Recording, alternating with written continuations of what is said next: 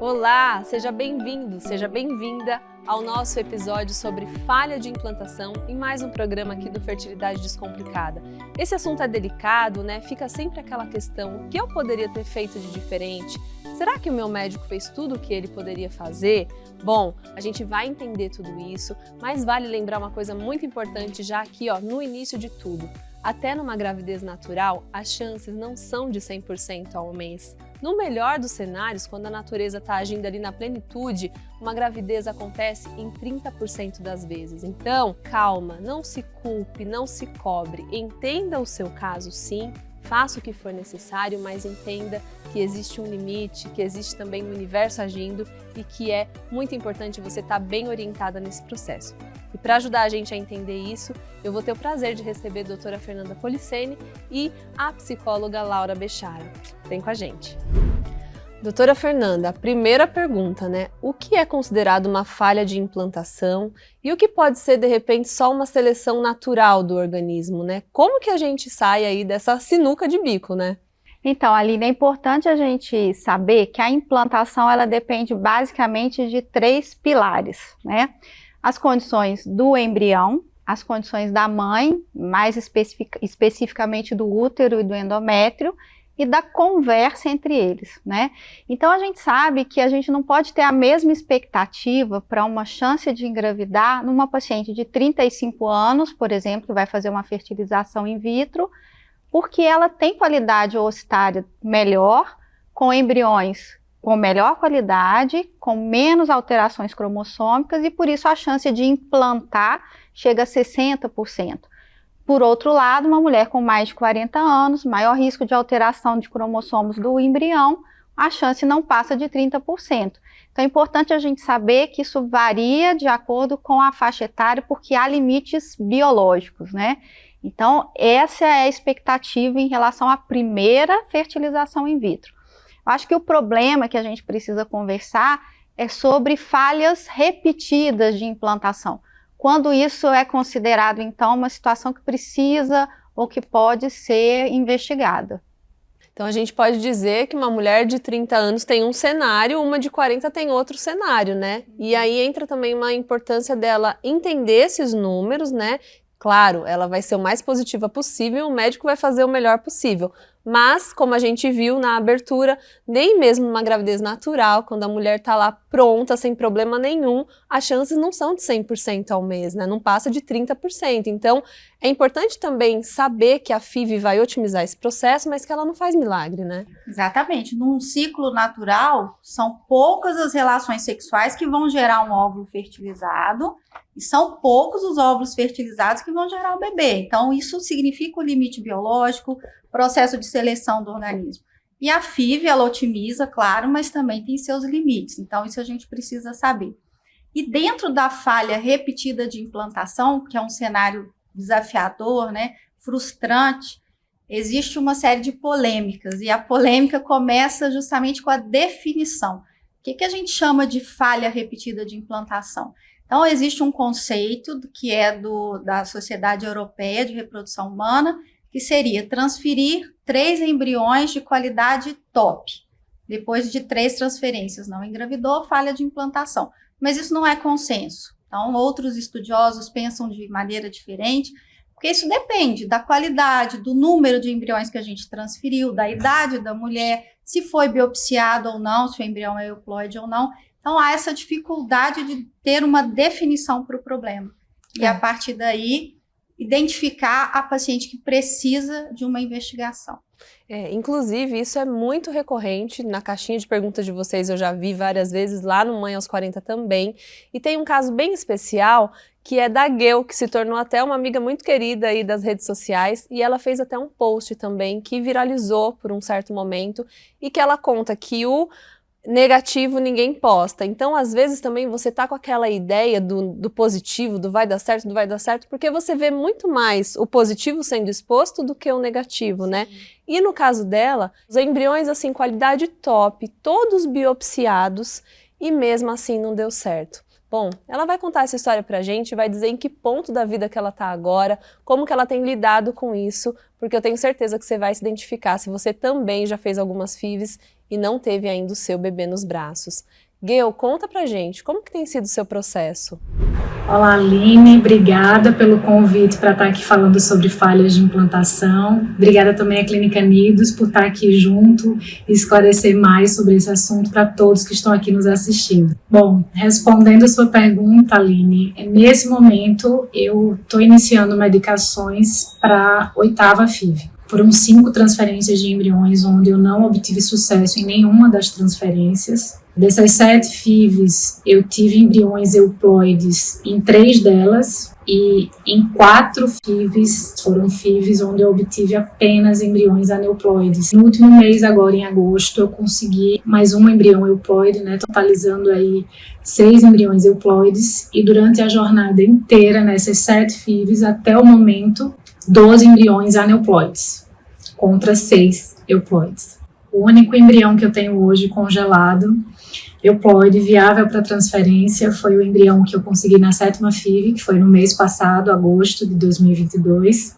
Agora, a pergunta que eu mais recebo é: quando que eu vou transferir esse embrião? Quem me acompanha, nas redes sociais sabe que eu optei por fazer mais um ou mais alguns ciclos para tentar conseguir outros euploides, porque afinal, eu já tive 5 euploides e com nenhum deu certo. Então hoje a minha preocupação maior é ter uma quantidade, que me dê uma certa, vamos dizer assim, segurança, porque nada oferece segurança realmente na FIV, nada. Acho que a palavra certa aí seria mais chances mesmo, Por falar em tentativa, me lembra quanto de investigação que eu fiz, e desde que comecei a FIV, que foi em 2018, foram inúmeros exames. Não tem um exame que falte, assim, que diga que falta você fazer trombofilia, ver janela de implantação, microbioma endometrial, descartar a hidrossalpinge, fiz cirurgia de endometriose. Todos os tratamentos que têm embasamento científico, e até os que não tem tanto assim, ou que não tem nenhum, eu tentei tudo. Trombofilia, doença autoimune, tudo. Eu queria encerrar dizendo que é um processo muito doloroso financeiramente, emocionalmente, fisicamente, e a gente precisa se escutar, e entender quais são os nossos limites, que é algo que eu também venho buscando entender, Quando eu pensei que eu já estava com o pé ali na ovulação, eu dei esse passo para trás e eu voltei a buscar com meus óvulos. Então é algo assim que depende de muitos fatores, de muitas variantes. Cada casal vai analisar aí a sua situação e o que é melhor para você, para o seu emocional, para o financeiro, enfim, são muitos fatores, como eu falei. Bom, um beijo, obrigada mais uma vez. Aline, sempre que precisar, estou à sua disposição. Doutora Fernanda, que caso desafiador, Inclusive, a Geu já me contou que vários médicos escreveram para ela, porque realmente tinha tudo para dar certo, E, inclusive, a biópsia de embrião, que costuma ser indicada, para pacientes aí já perto dos 40 anos, ela fez, estava tudo certo, Qual que é, por exemplo, a importância e quando que se pede uma biópsia? Então, a biópsia embrionária é um recurso bastante interessante, porque, como eu disse no início, as pacientes com mais idade tendem a ter embriões com alterações cromossômicas, pela qualidade do óvulo. Então, a gente usa esse recurso para identificar os embriões que têm alteração nessas pacientes mais velhas, normalmente acima de 38 anos, e poder selecionar, colocar no útero só os embriões normais. Mas o que eu costumo falar com as pacientes, Aline, é que a biópsia, ela não é um tratamento. Eu não vou corrigir o embrião, ele não vai deixar de ser anormal porque eu fiz a biópsia. Quem dera, Então, a biópsia, ela é um diagnóstico. Então, se eu tenho todos os embriões anormais, aquilo não vai resolver aquele ciclo, Então, a gente consegue reduzir o número de transferências, reduzir o risco de aborto, reduzir o tempo até a gravidez, mas a gente não vai corrigir um problema que é da qualidade do óvulo. E por isso que a FIV não faz milagre, que foi o que você falou no início. Exatamente. Então, a gente indica para pacientes com idade avançada, ou com falhas de implantações recorrentes, ou com abortos relacionados a problemas genéticos, mas realmente não é uma solução para todos os casos. E isso vale, inclusive, para esses exames adicionais, que a gente vê muitos exames, e eu percebo muito também ali nas redes sociais que, às vezes, elas sentem que elas falharam em algum momento porque elas não puderam pedir um exame que às vezes é muito caro e acham que se elas tivessem feito teria resolvido o problema, né? Mas nem sempre é assim também, né? Esses exames também não asseguram que vai dar tudo certo, né? Exatamente. E é uma armadilha que às vezes a gente, como médicos e elas como pacientes, a gente cai nessa armadilha porque, como você falou, a falha de implantação recorrente, ela é desafiadora, ela é frustrante para a paciente e para o médico. A paciente fica muito fragilizada, né, Laura? E acaba querendo fazer tudo que ela pode, o que ela não pode, gastar todo o dinheiro que ela tem, que ela não tem, né? Não vê limites e acaba pressionando também o médico a solicitar, às vezes, exames que nem tem confirmação científica de que podem trazer benefícios ou se submetem a intervenções que podem trazer risco para a saúde delas. Então, é importante a gente colocar na balança risco-benefício, custo-benefício. Tem exames muito caros. Então, vou te dar um exemplo rapidinho de uma coisa que aconteceu comigo essa semana. Paciente tentando engravidar natural, 39 para 40 anos, engravidou, teve um aborto após 8 semanas. Ok, pode acontecer com qualquer um aborto isolado, não exige investigação adicional, a gente sabe disso. Mas ela, muito ansiosa, ela mesma me falou, sou muito ansiosa, solicitou os exames de trombofilia, que a gente sabe tem relação com falha de implantação, com aborto de repetição. Mas era um aborto único. Um exame veio alterado. Aquilo gerou para ela uma ansiedade brutal, ela precisou começar a tomar remédio, ansiolítico, não dormia à noite, até ela consultar com o hematologista. Conclusão, o hematologista virou para ela e falou assim, olha, esse exame veio alterado porque você teve Covid. Nossa. Aí ela repetiu, o exame veio normal. Nossa. Você entendeu? Então, às vezes, a gente insere uma ansiedade a mais sem necessidade. Ô, Laura. Fazer todos os exames não significa ajudar, exatamente. Pode acabar atrapalhando. E aí, Laura, aí que entra a importância, né, de tentar buscar esse equilíbrio emocional, porque senão a pessoa acaba colocando uma lente de aumento no problema. O problema que já era ruim, ele fica enorme, gigante, né? Como que você lida, né, com esses casos desafiadores também? E, na verdade, assim, quando tem uma perda, ela vai vivenciar um processo de luto. Então, todos os sentimentos vão estar ali aflorados, né? Mesmo que essa perda não seja de um bebê, né? Às vezes Exatamente. ela só perdeu a chance do positivo, né? Exatamente. Ela perdeu o que ela tinha de expectativa para aquele momento de tratamento. Então, é considerado uma perda. Ela vai vivenciar um processo de luto, os sentimentos vão estar aflorados, e aí fica muito difícil tomar decisão nesse momento, né? Por conta disso, essa lente de aumento vai estar tudo inflamado no sentido emocional. Então é importante ela esperar esse tempo passar para ela ter condições de retomar a parte racional dela e tomar as decisões cabíveis. Muito importante. E no caso aí, por exemplo, da Geu, né, que é o nosso exemplo aqui desse episódio, e que talvez você já tenha se reconhecido, tenha feito muitos exames e ainda não encontrou uma resposta, quais são aí os sinais de alerta, né? Você falou então dos 3 fatores, a gente falou do fator de qualidade embrionária. O que vem aí nesse pacote também desses fatores? O que de repente pode ligar um sinalzinho para ela falar, opa, talvez eu tenha tal coisa, ou talvez meu médico precise me pedir algum outro exame? Conforme a gente falou, são os 3 os pilares que levam a essa implantação, o embrionário, que a gente já conversou, o materno, que vai envolver basicamente alterações que interferem no útero e no endométrio. Então, alterações inflamatórias, como endometrite, a hidrossalpinge, alterações que alteram o contorno da cavidade uterina, mioma submucoso, pólipo, a adenomiose, que é um problema da parede do útero, pode atrapalhar a implantação, a SAF, que é a síndrome de anticorpo antifosfolipídico, que é um processo de uma trombofilia adquirida, alterações, Aline, dos hábitos de vida, tabagismo, obesidade, isso tem a ver com falha de implantação também, e às vezes é uma coisa não tão complexa de ser resolvida, não passa por exame, talvez, né? Então, essa é a questão relacionada à mãe. E tem as questões relacionadas à interação, à conversa entre o embrião e o útero, que são, assim, mais polêmicas até, que envolvem as questões imunológicas. Já existem várias pesquisas a respeito, né? Células NK, padrão KIR, mas a gente ainda não tem também consenso sobre formas de diagnóstico e de tratamento, mas a gente sabe que a questão imunológica é muito importante. A gente espera que essas pesquisas avancem em relação a isso.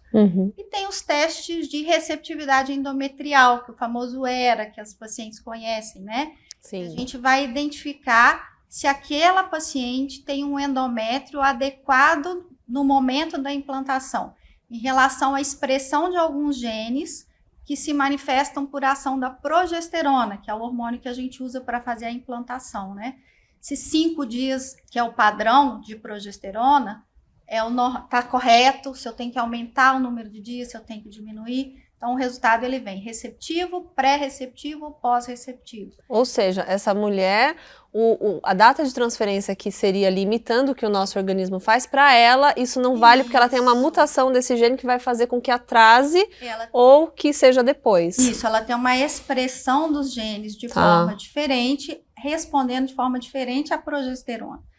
Mas isso também é um teste que ainda não é 100% validado, né, pelos estudos, a gente não tem certeza se os resultados podem, de fato, contribuir, mas que tem o seu papel em casos específicos e que a gente solicita quando necessário e que vai dar essa informação em relação ao dia da transferência embrionária. Certo. E aí você pode estar se perguntando, né, assim como também é muito comum nos casos de perda gestacional, poxa, por que eu vou ter que passar por isso uma vez para depois começar a investigar? Não dava para começar a investigar antes? Muitas pessoas me questionam isso. Eu estou indo para a fertilização, que é um tratamento caro, emocionalmente também, né, exige demais. Por que meu médico já não solicitou, então, todos esses exames para afastar ali possíveis causas que possam interferir nessa implantação? Acho que justamente se enquadra naquele exemplo que eu te falei no início, né? Às vezes você vai inserir um exame numa pessoa que teve uma perda ou uma falha de implantação ou que nunca tentou e você vai inserir no contexto mais ansiedade, como foi o caso da paciente que eu te falei. Ela me explicou que ela teve um descontrole, uma ansiedade fora do normal por um teste que veio alterado e, na verdade, ele nem estava alterado, né? Então, a gente tem que pôr sempre na balança custo, porque tem exames caros, como eu te falei, benefício, riscos, tem intervenções que trazem risco para o paciente. São procedimentos ou exames invasivos. Então, a gente não vai fazer em todo mundo. Tem que individualizar, né, Aline? Conversar, saber a história daquela paciente. Isso, o histórico acho que importa muito, Super, né? super importa. O estilo de vida, o histórico, tudo que ela já viveu até ali. Por isso que quando você estiver na consulta, é muito importante que você conte tudo. Inclusive aquelas coisas que você acha que são insignificantes e irrelevantes, porque talvez ali vai estar a pontinha, né, do fio desse novelo para entender a história inteira. E mesmo esses exames que eu te falei, que muitas vezes são polêmicos ou não há consenso, isso a gente tem que conversar muito com a paciente. Ela tem que entender qual que é a confiabilidade desse exame. Certo. O que ele vai me trazer de informação? O que eu vou fazer com essa informação? Eu tenho solução se vier alguma coisa alterada? Qual é o custo desse exame? Isso tem risco para a minha saúde? Então, essa decisão ela é tomada em conjunto com a paciente. Ela tem que estar informada para poder tomar a decisão. E, além de tudo isso, vale muito entender também que tudo tem limite, né? Então, existe o seu limite emocional, existe o limite financeiro, que muitas vezes vai barrar todo o processo, porque por mais que você queira continuar, você não tem mais a possibilidade financeira. E existe o limite da medicina, gente. Por mais que esteja avançada, como a gente sempre fala, não vai fazer milagres, né? E aí, sobre limite, eu quero conversar um pouquinho com você, Laura. Qual que é a importância, né, de explicar esse limite, dela ter isso claro, porque o que eu vejo são mulheres completamente perdidas delas mesmas e que perderam o sentido da vida, o significado da vida nessa busca incontrolável por um filho, né? E isso também não é saudável, né? Sim. Após o período ali de vivenciar o luto, ela pode estar atenta ao que ela vai tomar de decisão. É importante a gente ter em mente que quando se fecha uma possibilidade, outras se abrem. Né? A vida ela é cheia de oportunidades que muitas vezes a gente não consegue nem perceber. Por exemplo, se for uma falha de implantação recorrente, em algum momento, se o médico sugerir, indicar uma ovorecepção, isso passa a ser uma possibilidade que ela vai precisar amadurecer, né? E aí vai ser a partir do reconhecimento desse limite dela, né? Que muitas vezes é marcado pelo limite financeiro, que é real, o limite emocional de desgaste muito grande, porque é muita expectativa que envolve, e o limite da ciência, como você falou. Então é importante ela pensar qual o lugar desse filho na vida dela, na vida do companheiro ou da companheira, né? Se vale a pena continuar tentando a qualquer custo, de forma infinita, ou pensar em novas possibilidades. Laura, mas não é muito fácil fazer essa autoanálise não, né? E também existe uma grande confusão, e eu venho falando muito disso, dessa positividade tóxica que a gente vê nas redes sociais, dessa coisa do... Eu não gosto nada dessa frase de que só não consegue quem desiste, né? Porque eu não vejo desistência como uma falha ou como algo que você deixou, que você perdeu. Pelo contrário, você fez tudo o que você podia, então você já é uma vitoriosa só de tentar tudo isso, né? Só que nessas questões, a gente vê muito isso, as pessoas estimulando, né, seja o seu melhor a cada dia, evolua a cada dia, tente mais uma vez. Eu acho que tudo isso se confunde, porque a ideia que dá é que realmente eu sou incapaz, eu ainda não fiz tudo o que eu podia. E fazer essa autoanálise não é muito simples, né? Então, quais são as perguntas importantes dessa pessoa que está assistindo a gente se fazer para começar a entender, né, e reorganizar talvez essa bagunça interna aí que se formou diante dessa situação? Eu penso que a primeira pergunta é: qual que é o lugar do filho na minha vida? Depois, qual que é o lugar do filho na vida do meu relacionamento? Porque envolve a expectativa de ambos. Quais são os outros objetivos que eu tenho na minha vida? O que de fato eu quero com esse filho? O que eu posso fazer para cuidar de mim, né, independente do resultado do tratamento? E se esse filho não vier, né, da forma que eu estou esperando, Sim, né? Eu vou aceitar sim, isso ou não? sim. Vou desistir de ser mãe, né? Sim, e sempre com calma. Se procura uma ajuda psicológica, tem um espaço para reflexão e para pensar nessas novas possibilidades. Por isso que é importante, às vezes, a ajuda psicológica. Logo após essa perda da expectativa, no nosso período de luto, a gente tende a ver os sentimentos com essa lente de aumento, né? Mas, como se diz, nada como um dia após o outro, né? E que você consiga, né, continuar se cuidando, atenta aos seus sentimentos, para conseguir dar um contorno para isso e ver isso como, de fato, um caminho, uma pedra, mas que vai conseguir contornar e continuar, e a partir disso ver novas possibilidades, enfim.